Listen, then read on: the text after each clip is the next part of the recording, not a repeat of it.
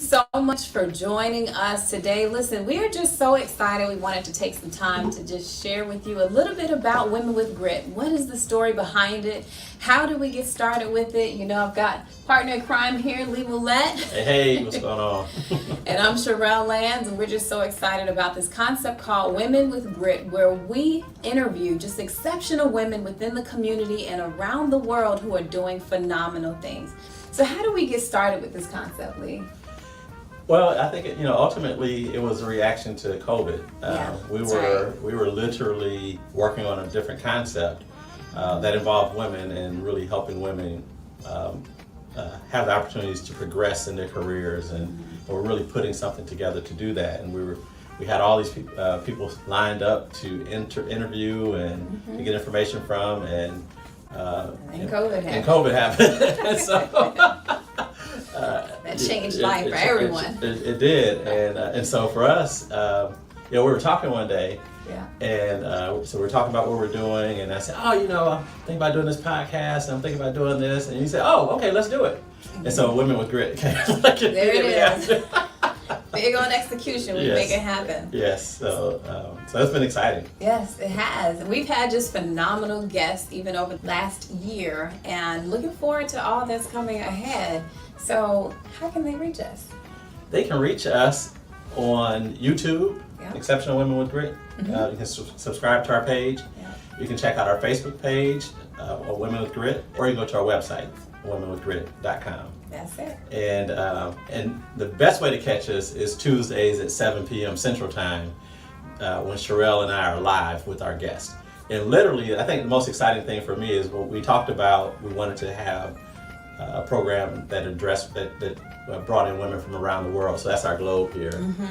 We literally interview people in Bogota, Colombia, over in London, and then all over the United States as well. So that's been exciting. That's one of the benefits of COVID. Everybody's used to this virtual world, and nobody feels like they have to fly in to be live in the studio. That's right. So hopefully you will join us live or catch the replay, right? The replays, that's right. We have a bunch of replays, and I mean, if I were you, I would binge listen. People binge watch on Netflix, binge listen and watch Women with Grit. There have been some phenomenal interviews and some phenomenal tips that will help anyone. We have men and women that watch. That's right. And I think the tips that you get, the things that you learn from these women that are our guests will help anyone advance their careers, advance their lives, and just really live a full life and a happy life. And I think that's exciting. Yes, I will agree 100%. So if you're interested, definitely join us, follow us, engage with us, like us, share it, all of those things. And if you know a phenomenal woman or a woman with grit that you would recommend being on the show, be sure that you write us on any one of those forums, and a member of our team will get back to you. Yes. And don't forget, if you have a product or service, a company that you want to promote or a cause, give us a shout. We're happy to do that. There is a cost. But it's not much, not yet. So you better get in while it's cheap. That's right. That's right. Well, thank you. And so far, we'll see you online. Talk to you later. Peace. Bye.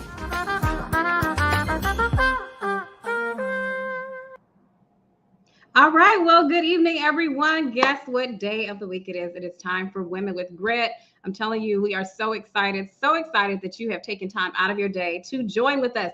And let everyone know we're on at a new time. We are on at 6 p.m. Central Standard, 7 p.m. Eastern Standard. We took your feedback and advice. We know we recognize that you all are getting into the busy schedule with your family. So we want to make sure that you go ahead and share that word. Let everyone know that we are on at 6 p.m. Central Standard, 7 p.m. Eastern Standard every Tuesday right here with another amazing woman with grit. I'm telling you, we have such a powerhouse schedule lined up for you all.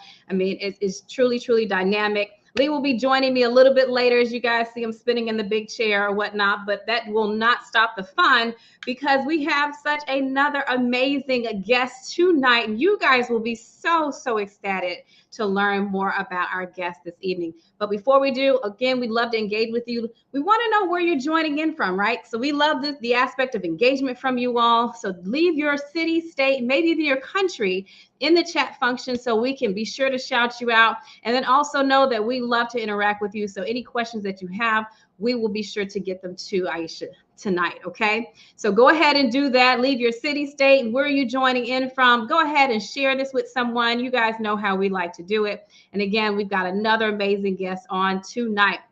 So I'm so excited to bring before you the Honorable I'Ashea Myles. Listen, if you guys don't know her, you will get to know her this evening. So be sure to share this. Go grab your favorite beverage of choice, grab your snacks, etc., and come on in and join in the fun tonight. So let me tell you a little bit more about our guest so that you guys can get to know her more intimately, okay?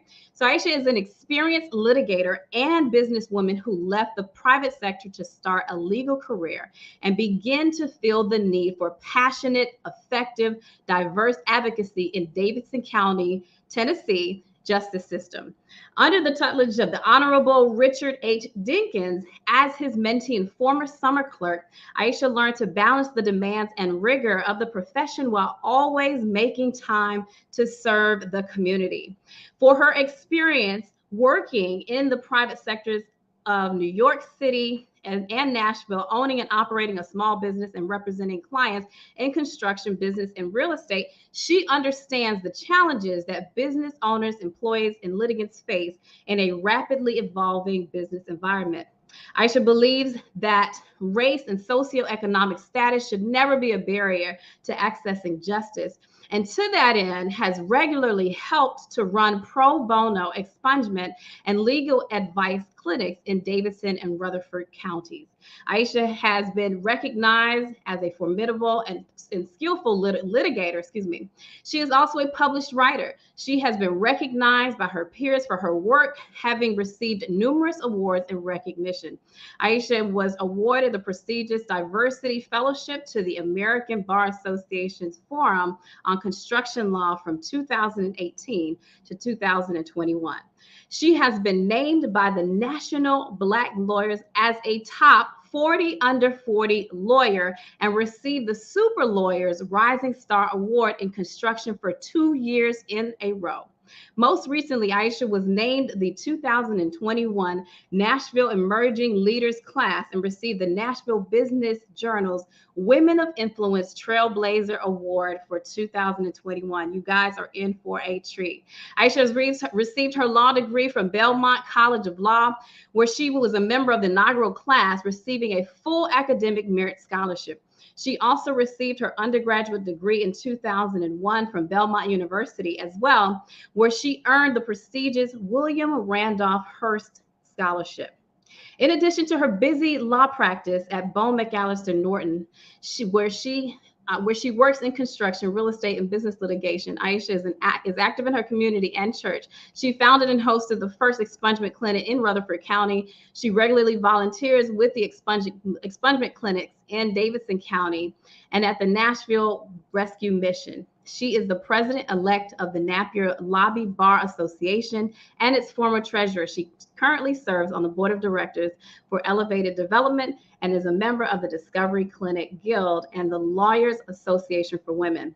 She has also served on the board of directors for the United Way of Rutherford County, and she has been recognized by the Supreme Court of Tennessee as an attorney of justice for her pro bono services. Since returning from New York City, I'Ashea has lived in Middle Tennessee for over 14 years, and she is the adoring mother of Caleb, Miles, and McCarthy, and puppy Thurgood Marshall. I would love to reintroduce to you all, Miss the Honorable I'Ashea Myles. How are you, I'Ashea? Good morning. Good afternoon. Good evening. Good evening. How are you all? It's so exciting to be here in this space with you. Thank you, Sherelle, for inviting me. And I love it that you're calling me the Honorable already. Oh my goodness, we're going to speak that into existence. Yes. I believe in that manifestation, right? That's you guys from that position. Absolutely. That is right. We are manifesting. Yes. So it's so great to be with you this evening. Thank you for having me. Absolutely. And thank you for taking the time out. We know you to be another amazing, phenomenal woman with grit. So thank you for that. So we'd love to jump right into it. And the first thing we'd love to ask all of our guests, right, is just to tell us more about you. What is your unique story of grit? So I need to shorten that bio. It was really long. Yeah. So my goodness. So my unique story of grit. Well, so my dad would tell you that I'm like a pit bull. And even as a little girl, he would say, you know, once you put your mind to something and once you have it in your head, like you are not going to let it go until you have accomplished it. And when I think of grit, you know, I definitely think of that.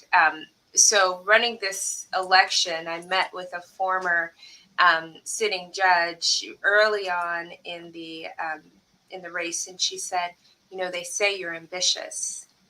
And I looked at her and I said, well, and I think that's a good thing, right? But I was born and raised in Cincinnati, Ohio. It's me and my sister. My parents have been married for 45 or 46 years. I have lost count. Wow. Yeah, still married. They still live in Ohio. I live here, my sister in California.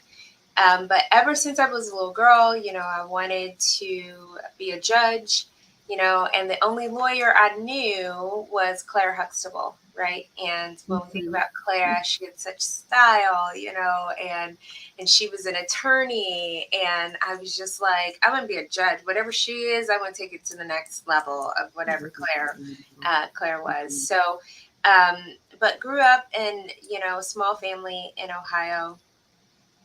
Was a public school kid, went to private school when I got to high school, but always knew that I had a heart for really helping people. And my mom used to tell me, she said, you don't get to see an issue and just complain about it. If you see something, you actually have to do something about it. And that stuck with me kind of all the way through my school years, and then coming to college. Really, like if I see something, I had a responsibility to try to fix it and make it better. So when I was an undergrad, I worked for a medical malpractice attorney. He still practices down off of Hillsborough Village, and I would get lost in the files.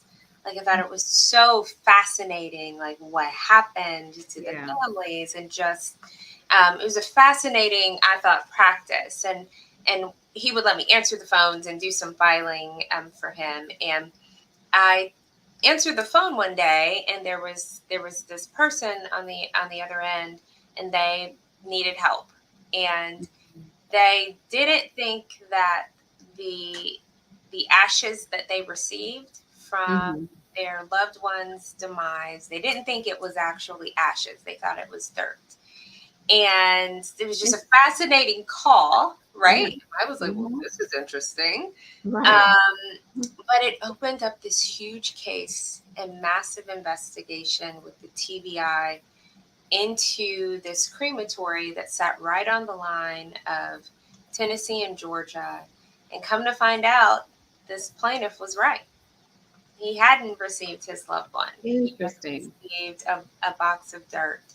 And this crematory had been taking the bodies and was not cremating them, was cremating some, but mixing them with dirt. And, you know, so it ended up being this massive class action suit. And I remember being in college and this attorney letting me go down, you know, to the site, interact with the TBI. And I knew right then, I was like, I'm hooked on this. You know, this is just, it's fascinating and it's helping people. And so I also sing. So I graduated Belmont with a music degree, and I told my dad I wanted to move to New York and, you know, do some music and work in business and all of this stuff. And so when I think of being a woman of grit, you know, like it's definitely living your life in such a way that you have absolutely no regrets. I have done a lot of things in life. I've tried a lot of things. And I never lose. I always pivot. You know, if something doesn't work out, I pivot and I learn and I use the tools that I was able to glean from each experience to bring me to my more well-rounded self and also to use in the next venture. So I love that. Okay, so I got to ask you, because see, those of us who don't have the vocal ability, like I love karaoke for that reason, because there's no judgment, but it gives me the ability to just belt out whatever I want to. What is your favorite song or your go-to song that gets you in the mood or gets you going? Yeah, so I thought you were really about to ask me to sing, and I was like, yeah, so I don't really sing anymore. I did think about it, but I said maybe at the end to give you some time on the break to warm up the vocal. Right? Yeah, I'm not gonna sing. I appreciate your honesty. But yeah, next time. So my favorite kind of, like pump up my life song is "Miracle Worker" by, I think it's Sinach. Yeah, that's right. Spinach. I know that. Yeah, and I just, Mhm. when, I have my quiet time in the morning to center myself, I just always remind myself of, number one, you're never in anything alone. And, God is just, he can do so much more than you could ever ask or imagine. And so don't ever box yourself in, because if you are, you're just thinking too small, because like God's a miracle worker. So, That's yeah. right.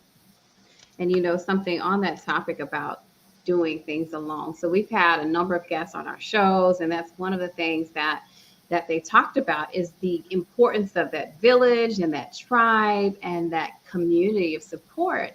So tell us a little bit more about your community of support, what and who inspires you to do what you do.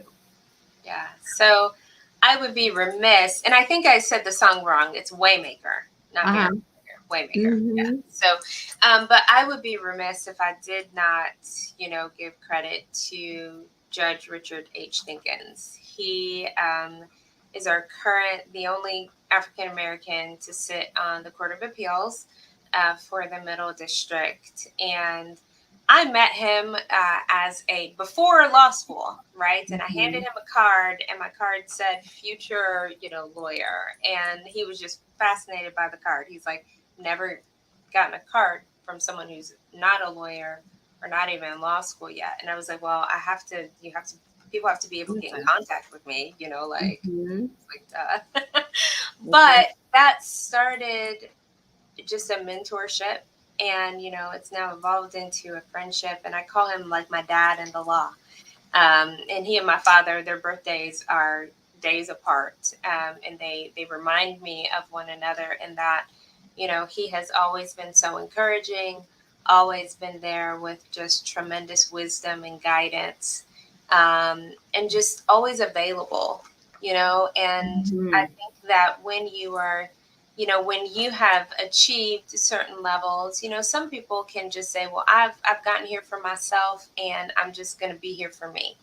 But he has always been so generous with his time and with his wisdom, to pour into me, and that gives me the ability to pour into, the younger lawyers at my firm. Also, my law partner, Andrea Perry, she is like, she's my sister. I have a sister, and then I have Andrea, who is also my sister, but she brought me in to the firm here at Bone when we've been purchased now. So we're Spencer Fane, Bone McAllister, but I'm here at this firm. Sorry, the lights. Yes. So I'm here at this firm because of her. And her belief in me and her willingness to kind of bring me in.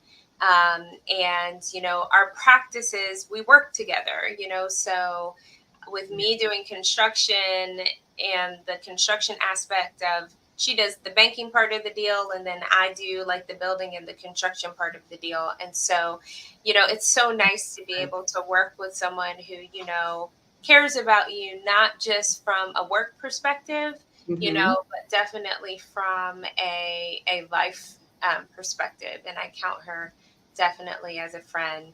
And I have, just a small tribe of my girlfriends. They're my ride or die people.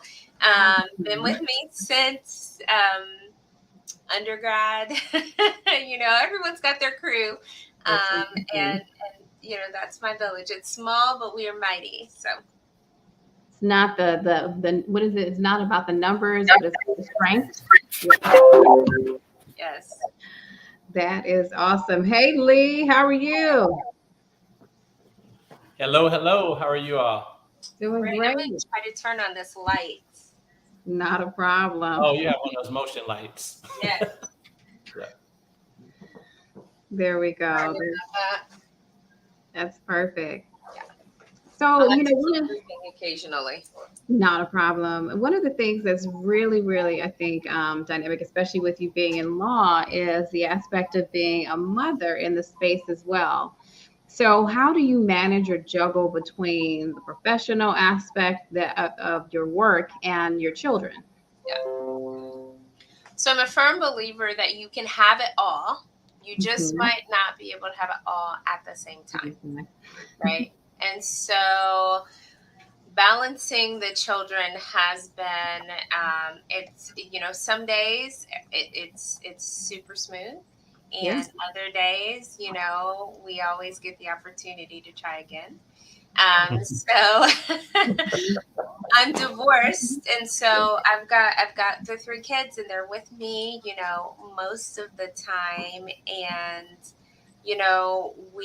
we're flexible, and I have tried, and I can't say that I am and have mastered this or that I'm Mhm. good at it yet, but trying to ensure that at least one day of the week, everybody gets a day with mommy, or a designated time with mommy, so that they feel like it's not just mommy's working all the time, which they would tell you she works constantly. But I do try to carve out just time for each of them. Our Yeah. mornings are a big time, Mhm. I get up at between 3 and 4 in the morning, and the kids are up at 5. And, we have our big time in the morning. We all sit down for breakfast. We have our confessions that we say, and I really pump them up before I send them out the door so that they know that they can really accomplish anything. And I will say parenting is hard. I have a teenager. And teenagers don't come with instructions. When you have a little baby, they send you home with all of the information, right? They're like, here's Mhm. a car seat, you go to class, all the stuff. Mhm. And then when you have a teenager, they don't do any of that. You're just thrown into the wolves. How old is your teenager?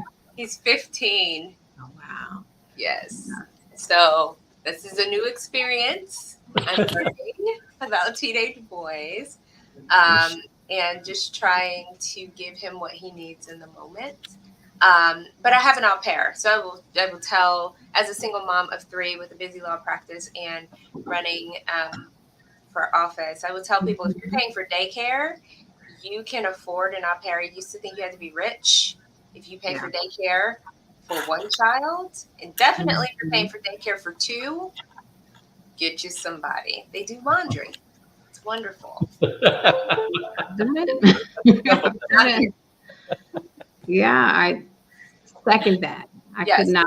When I think about even when I worked in corporate, just the aspect of having a nanny and the days when I had to travel, it was just, it helped to enable so many things. So I Yeah. agree.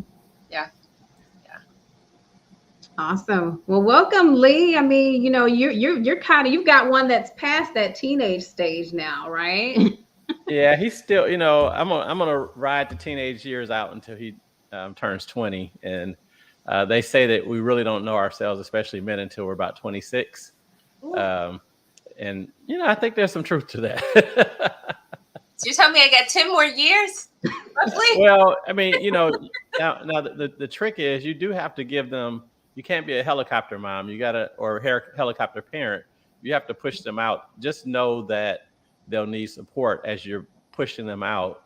They'll still need support. They may ask for it. They may not ask for it.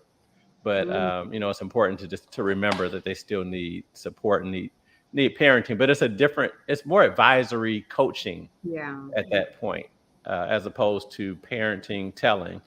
It's, hey, here are your choices. What do you think? It's, let me walk you through this, much like you do your friends, or a mentee. It really goes to that level. And I think if sometimes, and I mean, I don't know. This is, like you said, they kind of send you home with the baby. And you learn on the way. But as I watch my friends who have helped their kids successfully navigate and start making the transition, they do it with firm love and not by giving them everything or doing everything for them.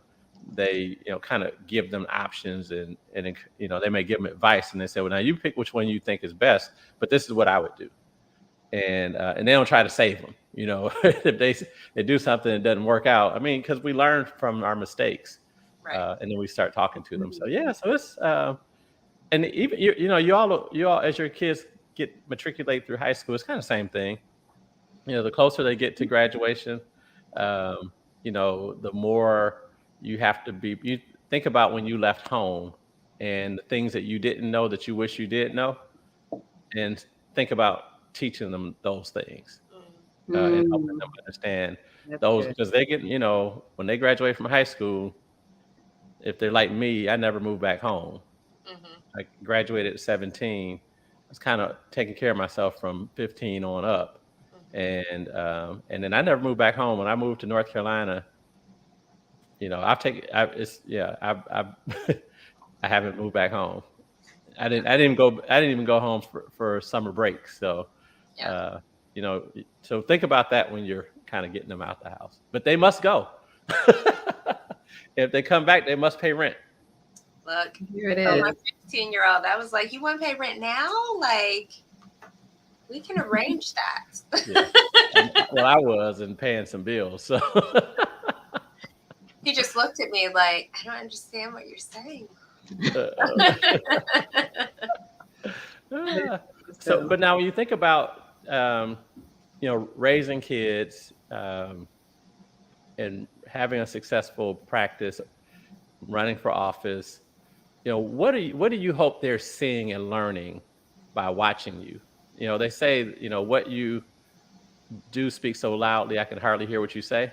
So what do you hope that they're picking up from you? Grit, right? Mm-hmm.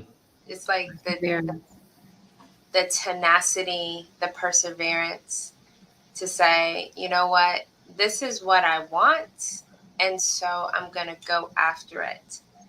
Not necessarily asking for anyone's permission, because I think as a woman specifically, and I look to my daughter a lot, she's 6, okay. I don't want her asking for permission. If she sees something, I want her to go for it and be confident that she has the qualifications and skills to do it, whether or not someone gives her permission, opens the door, gives her a hand up or a hand out. Like, she's got to have the determination to do it within herself. And that's the same for my sons. I want them to, see that you can have anything that you want if you're willing to work hard enough for it.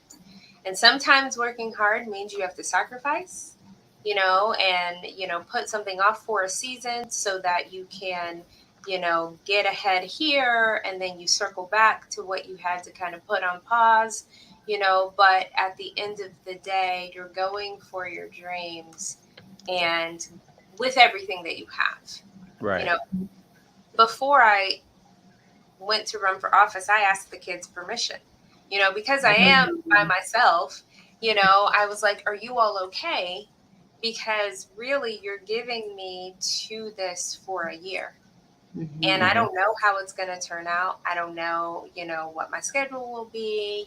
Life as we know it will change.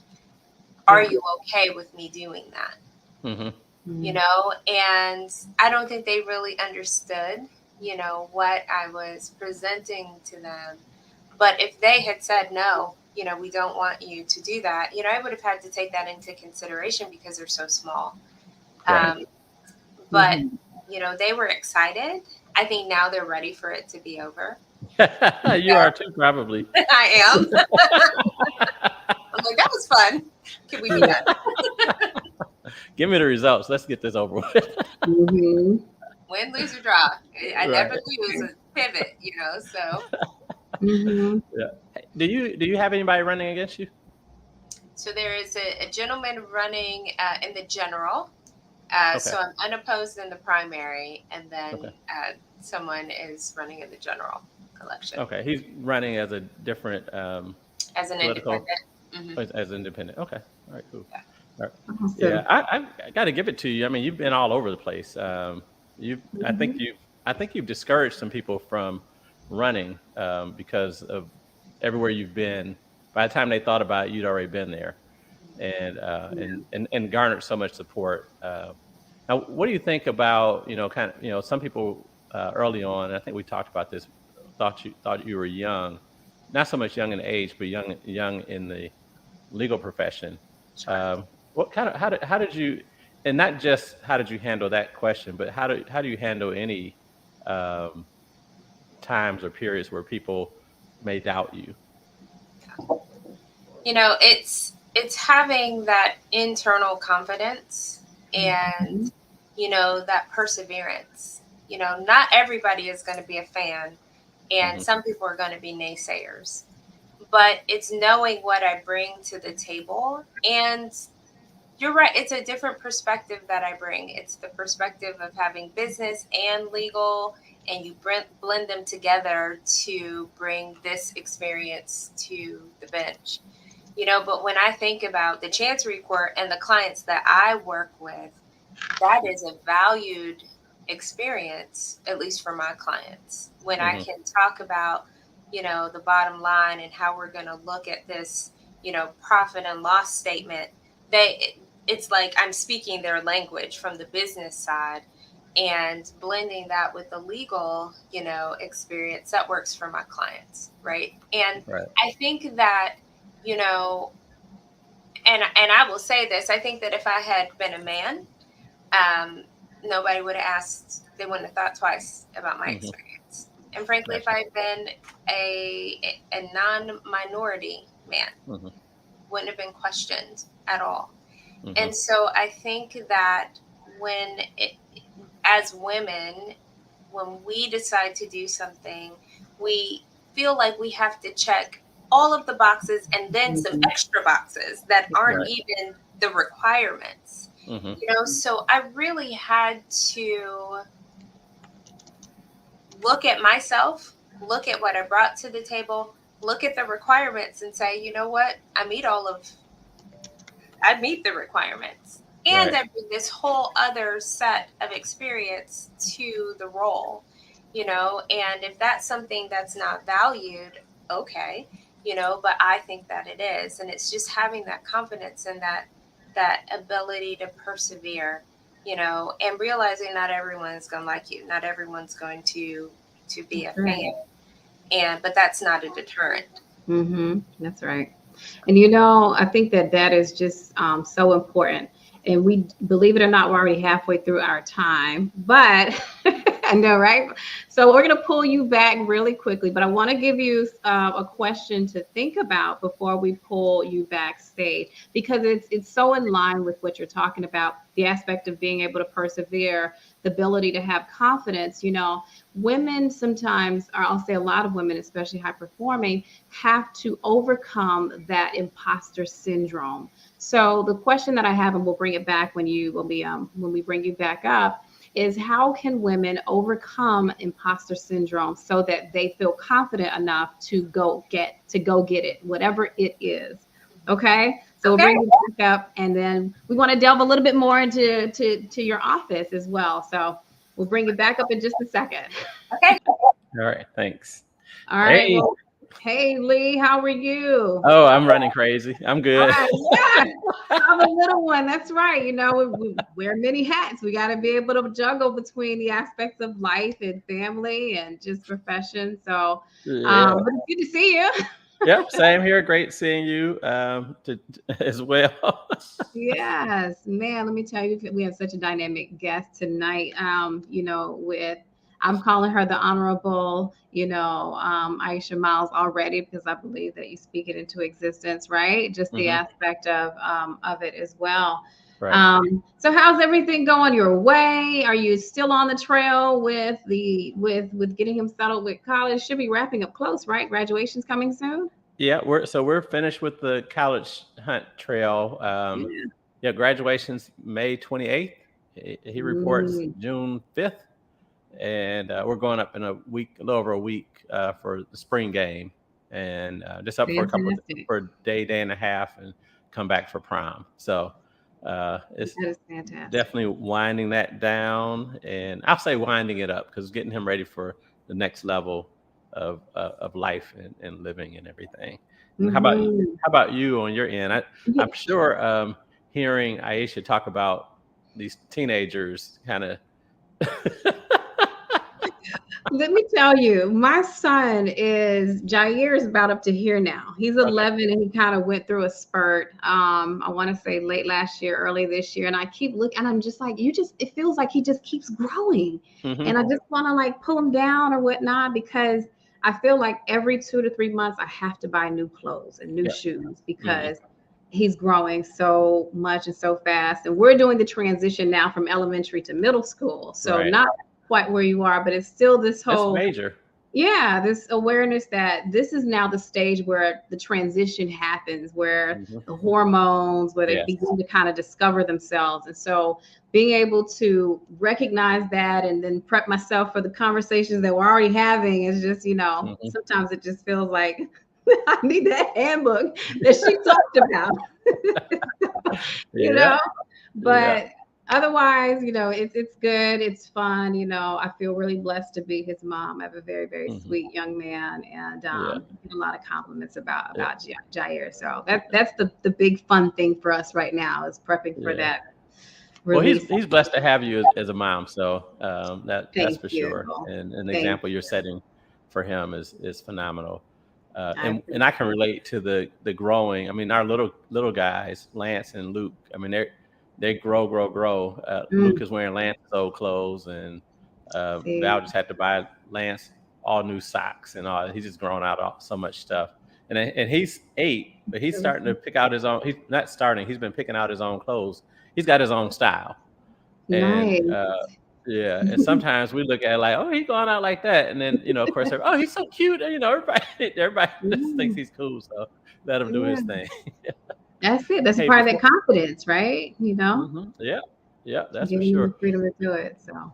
Yeah. Before we go back to Aisha, I want to shout Mhm. out somebody I met today. Her Okay. name is Trevona Niles.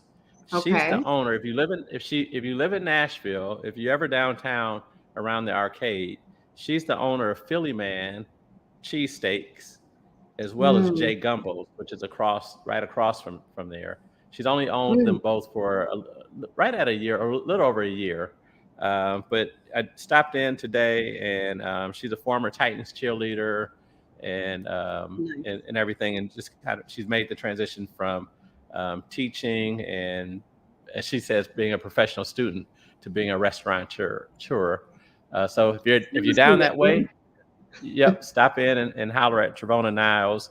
Philly Man cheesesteaks. Now they close at 2 during the week because it's more of a lunch spot, and then Jay Gumbo's, which is right across. So if you go down 4th, they're right there at Mhm. the edge of the arcade.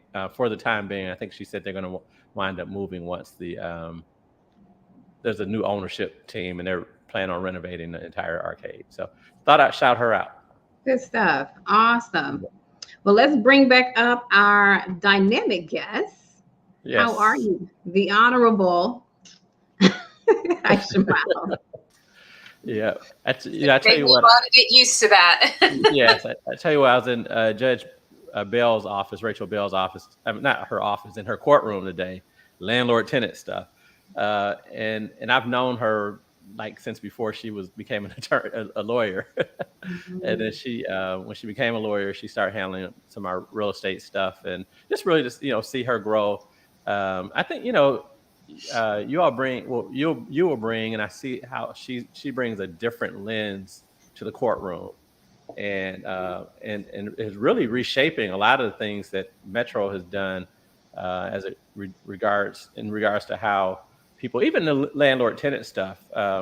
We might not have fully liked what she did, but from a perspective of understanding why she did what she did, especially coming out of COVID and trying to make sure people weren't homeless. You know, I understood that, and I could support it because, you know, definitely if I were on the other side, then I would want that leniency. But then, you know, watching her today, you know, the other side of it is, hey, look, I helped you out, but you gotta take some ownership on your own, and I can't ask these landlords to take care of you. You know? So and so just that, and then, you know, things with the expungement clinics and Saturday courts and just all the things that people are benefiting from her has been exciting. So when you think about your term as judge and your career as the next judge, what innovative things do you think the business community, because you'll serve more of the business community. Oh, go ahead. One question before we oh, my bad. Yeah, my bad. Go ahead. Imposter question. Yeah, go ahead. Yeah. Did you want to ask it again, or was? Sure. Okay. So it was the conversation around imposter syndrome. So how can women overcome the aspect of imposter syndrome to really get it done? So you were talking a little bit about making sure that you persevere and that you have that confidence to go after things. Yeah. So imposter syndrome is real, right? You know, and it will cripple you if you allow it to, because you will overanalyze whether or not you are worthy enough to be in this space, right? You may bring all of the things to the table, but then somewhere inside of you, it's like, well, I don't deserve to be here. Yeah. And I think that, you know, I've struggled with that, you know, for sure. I have an amazing therapist. We talk every Sunday, you know, about, you know, just wanting to do it all and feeling like I have all of the tools to do it, yet doubting myself.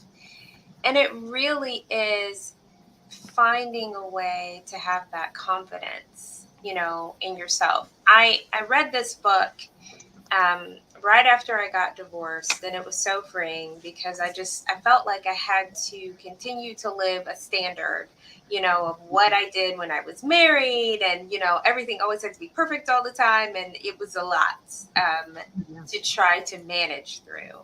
And it was called The Gift of Imperfection by Brene Brown. And I went on a trip by myself, went to the beach, and read this book. And it was so freeing.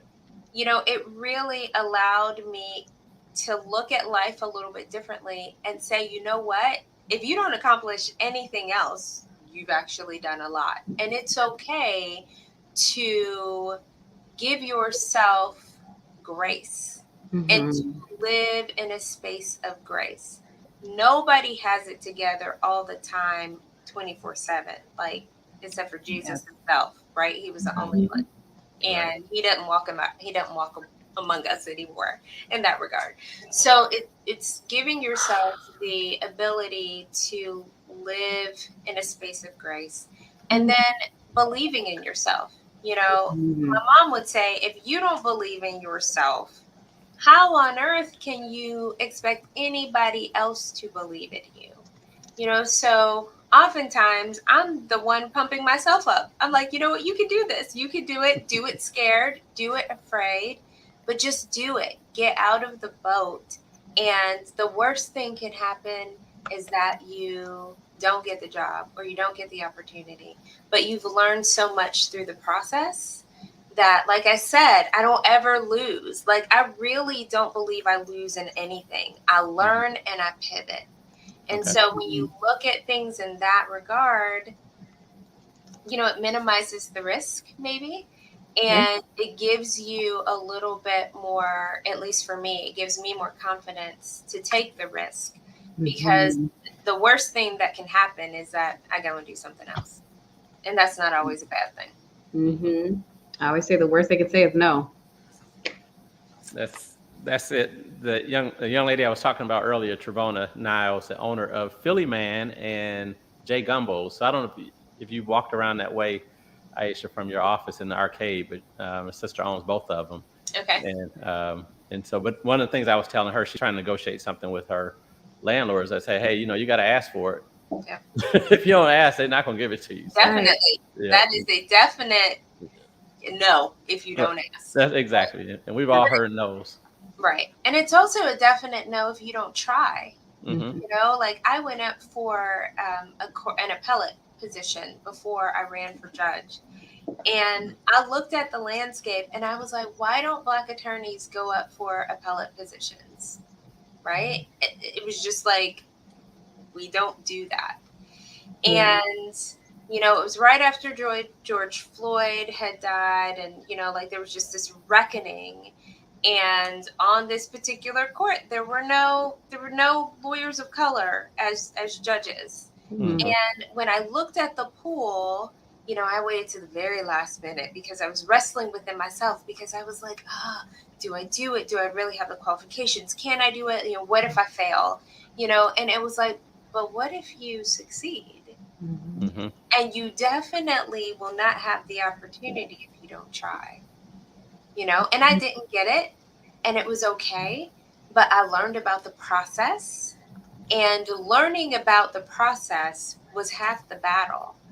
And when Judge Dinkins is retiring, and, I am so glad to say that when the applicant pool came around that next time, there were very many women of color, lawyers of color, and I was like, look, it's amazing. If you do it and you don't die from it, other people are like, well, we can do it and we won't die either.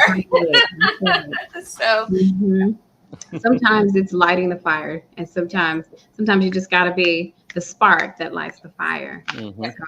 That's awesome. Yeah.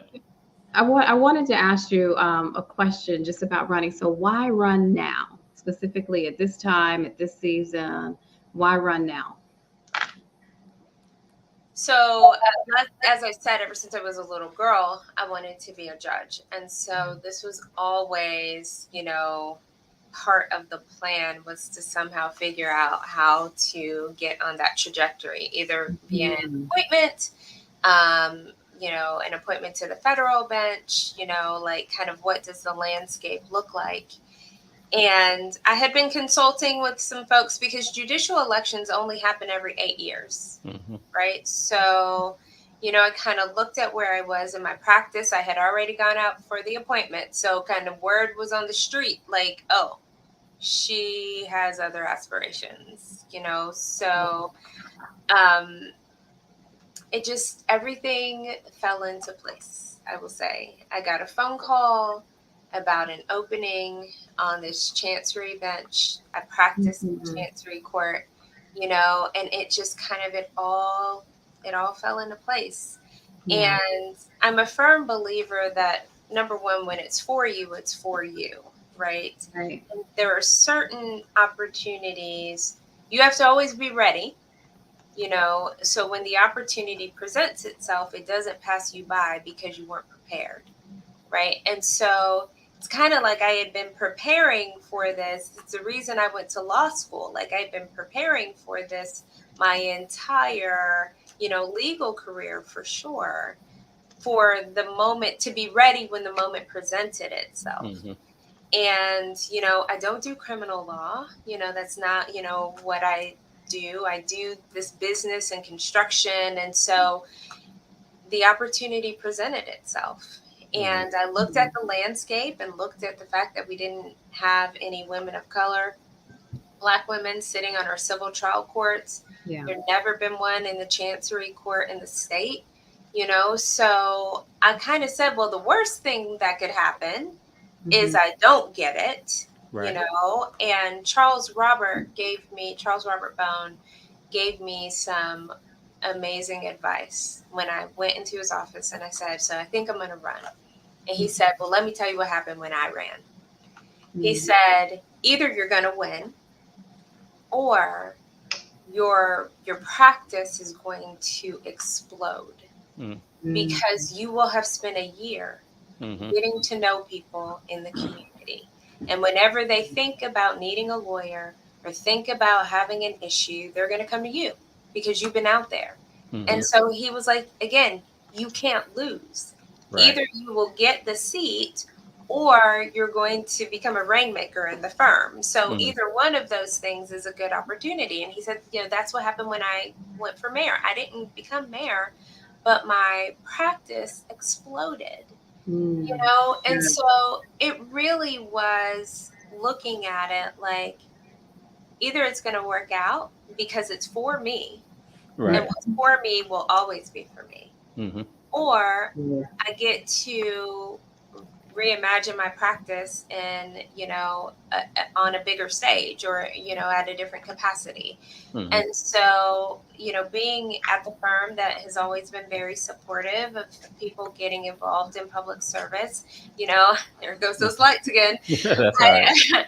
I appreciate, working, in a space where, the lawyers from this firm, it's a culture of service, and they really preach it. So. Right. Yeah. I mean, you all even had a mayor for a partial term. So David Briley. Yeah. Yep. Definitely. And he's on the ballot too. So yes, he's running for circuit court. Circuit court judge. Yeah. So great guy. I really enjoyed working with him while he was mayor, and he got some big stuff done, especially for people of color. Yeah. As it relates to, and this was legislatively done, so it lives on. Yeah. Which is really exciting. So I think people forget about that too. He really did some things with Metro to make it, more advantageous for us. Indeed. And even as it relates to, a lot of people don't know, but he and Jerry Maynard and former council lady Gilmore, but now trustee Gilmore, were really instrumental in getting some things done with the soccer team and the soccer stadium, and making sure that, so Pinnacle Construction is the minority partner on the construction of the soccer stadium, but then they're the lead contractor for the soccer practice facility. Oh wow! That's amazing. And then they were able to get the community benefits agreement done, which is the first one done in Metro's history. So so to your point, former Mayor Briley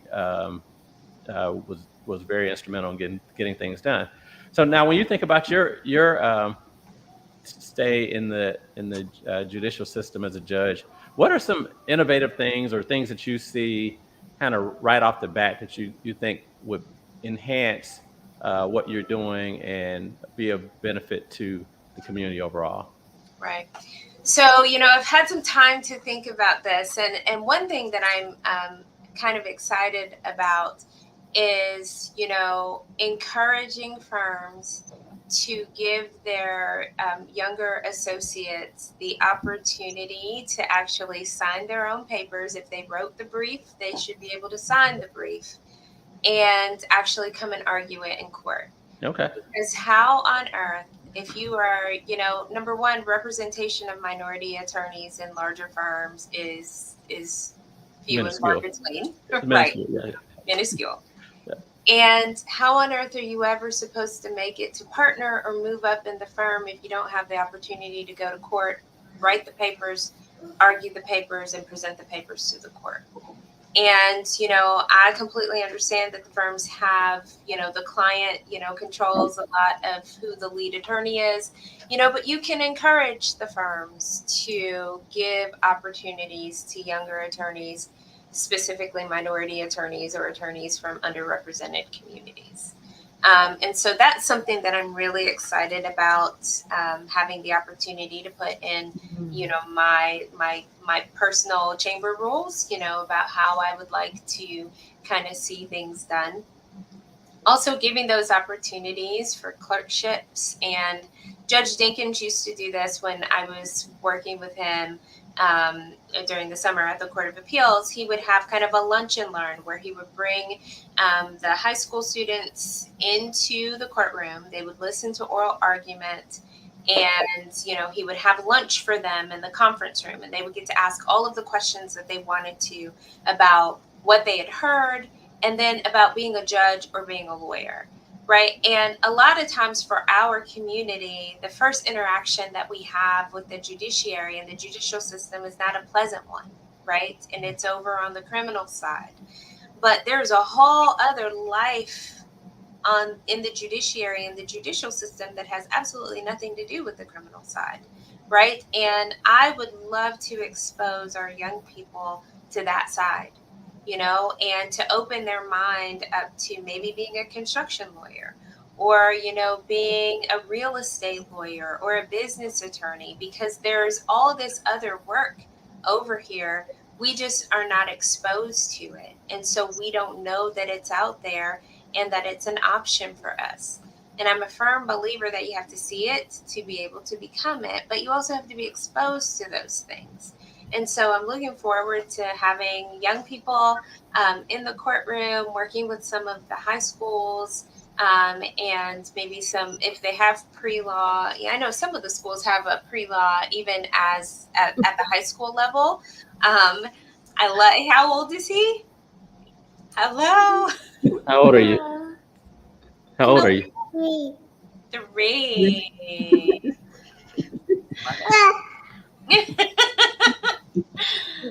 He had to come. He felt he needed to have his presence. So Yes. yeah. I'm a firm believer of the quote, we don't inherit the earth from our ancestors, we borrow it from our children. So he's borrowing his time back, Lee. Yes, he is. That's awesome.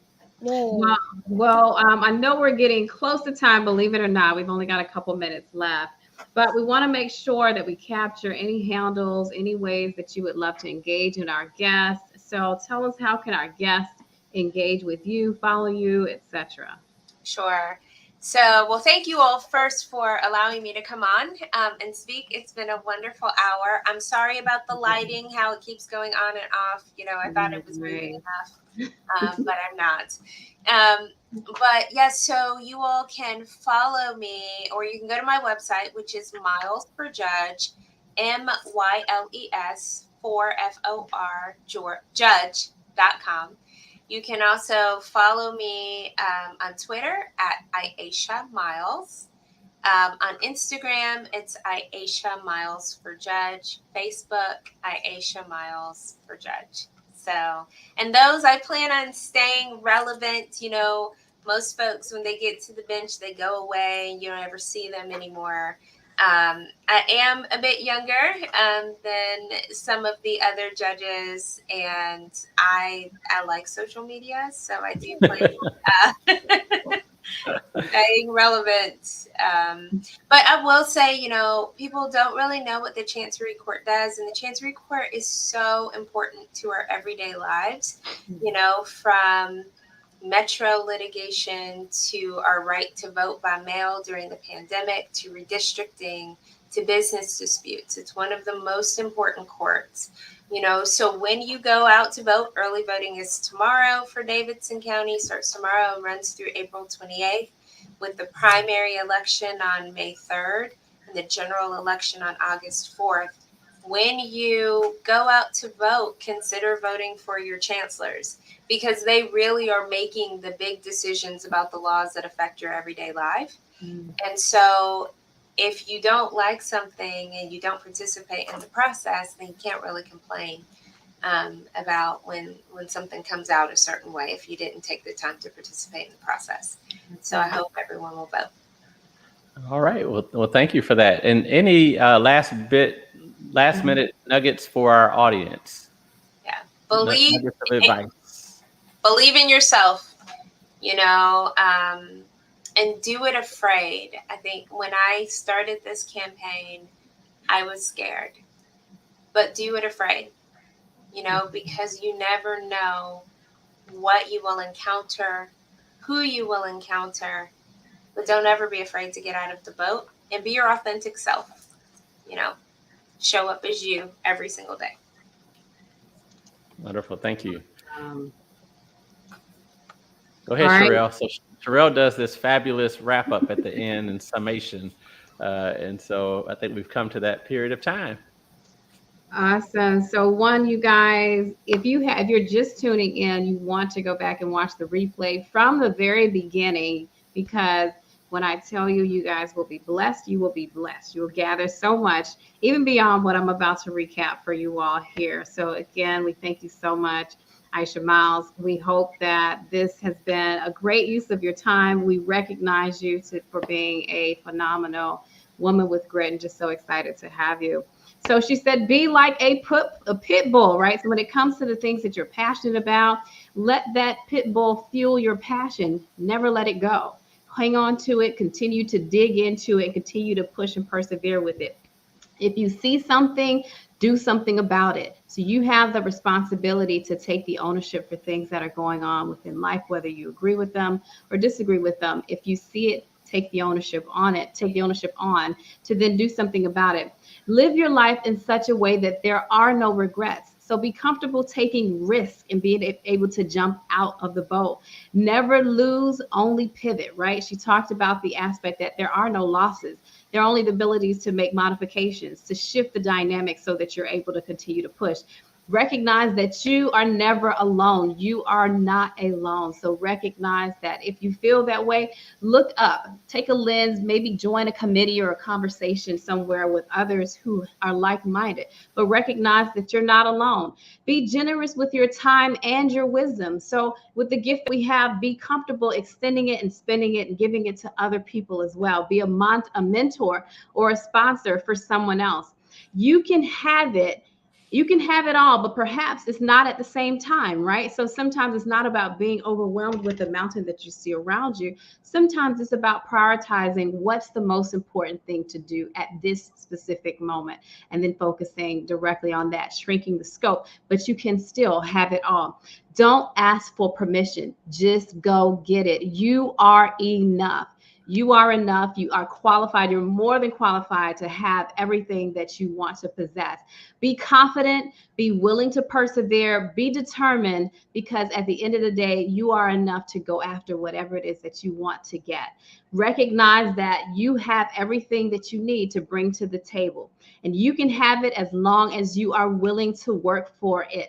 Find a way to have the confidence within yourself and be comfortable taking the time and the moments to just be alone, right? To take those idle and quiet moments for yourself. It's okay. It is okay. It is okay to give yourself grace and to create the space for grace in your life. The worst thing that could happen oftentimes is just that you may not get the job, but that's okay, because in the process you learn, and those learnings can help to propel you to the next step. When it's for you, it is for you. So recognize that those things that you manifest or that you attract for you are going to be for you.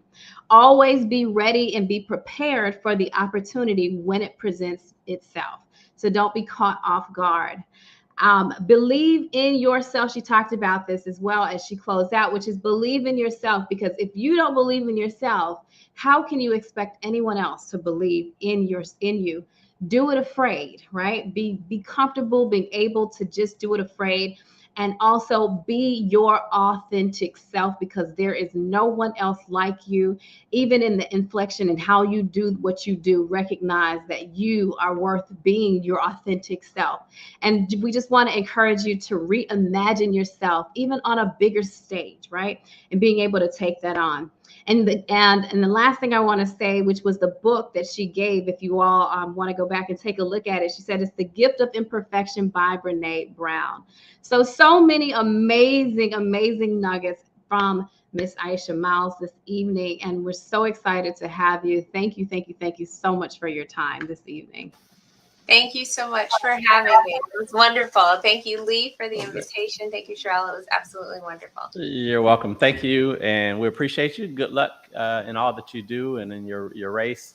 We look forward to great hearing and seeing great things from you over the next couple of months. So keep it up. Keep up the grind and showing the grit. That's all right. Thank you all so much. You're Thank welcome. you, and have a good night. Good night. Bye-bye. Bye. Bye.